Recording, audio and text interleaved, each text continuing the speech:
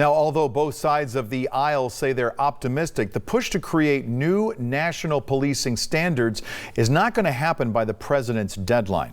The George Floyd Justice in Policing Act passed the House last year. It is still being negotiated in the Senate. And here on a local level, 23 ABC wants to take a deeper look at the impact of George Floyd's death in Kern County. Joining us now, Nick Hill III, President and CEO of the Black Chamber of Commerce, to give us his insight over the past year. Nick, thanks for joining us all the way from Chicago this morning. Good morning, Mike. How's it going? It's going very well. Okay, now we're talking about this anniversary, a day that 1 year ago sparked nationwide outrage and protests around the country, including right here in Kern County. We saw many demonstrations and protests in downtown Bakersfield, focusing on just the last year. What change have you seen in the community since that day? Well, there's been a lot of change, or not change, but maybe I'd say baby steps toward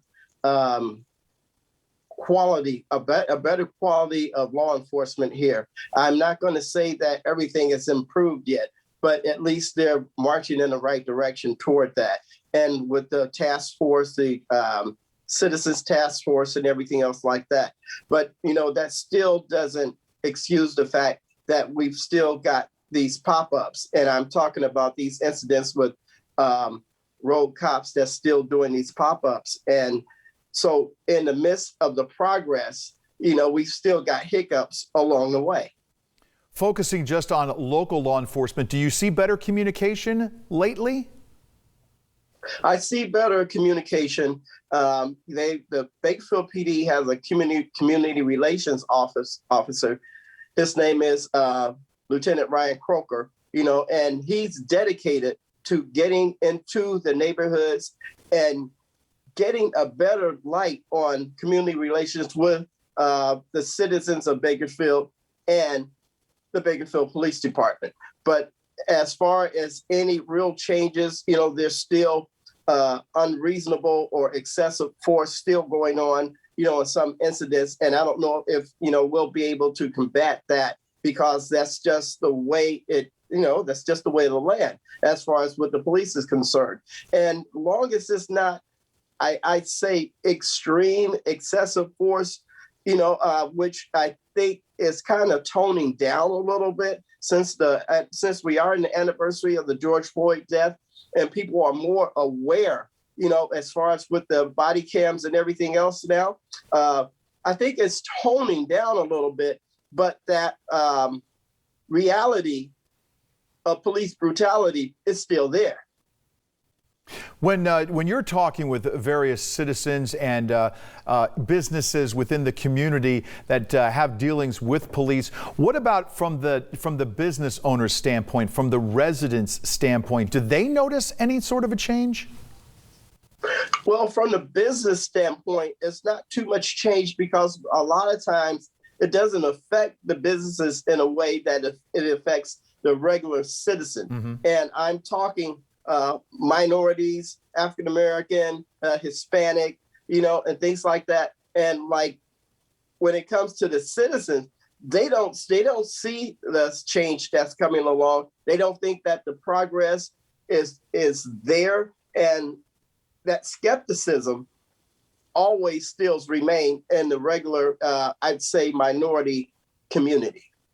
And what steps can be taken from this point to move forward? What can we as a community do to sort of combat this racial injustice as we proceed forward?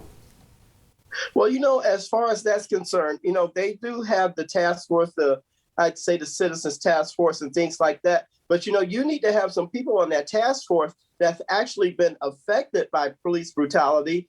You need to have some people on that task force that's in that everyday life that has this distrust, you know, for law enforcement and everything else like that, you know. And then the incident where you had the assistant DAs that were leaving, that were retiring from the DA's office, and they went into the neighborhoods, in the minority neighborhoods, and posted their hood tour, you know. So it makes us think that in the justice system, you know, there's no, and even though Cynthia Zimmer did come out and, you know, and talk against that, she was not for that at all. But you're talking about the assistant DAs that's sitting in the courtroom that's handing down sentences to minority, I got to say to the majority of the minority population. So as far as that's concerned, there's still a lot of work to do. You have the people at the top that say, yeah, we want to do this. We want to make change. We want to make sure, that we have safe neighborhoods and that the police are doing what they need to do. But in the meantime, you still have officers that's on the street that's not doing what they should be doing as far as serving the community.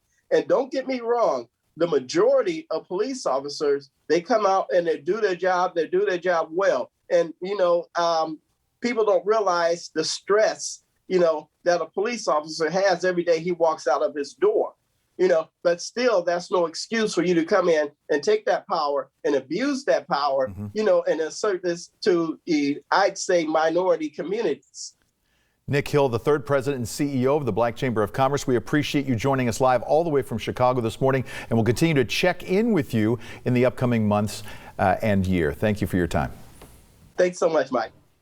All right, still to come.